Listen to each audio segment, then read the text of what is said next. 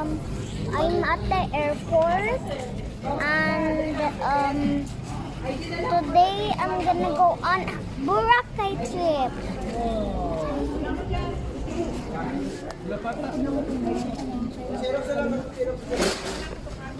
Oh, when? Pwede tayo magpila si ma'am, katong passenger ko. Ah, Dali lang yan.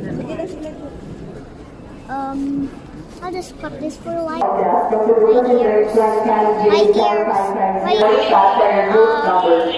means have your boarding pass and physical ID ready for scanning affidavit. Mangyari po lang ang manatiling nakaupo hanggang kayawin ang inyong boarding group number.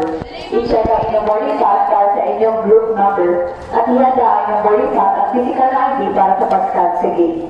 Subukan si Flight 5J4550 bound for Mactan, Cebu.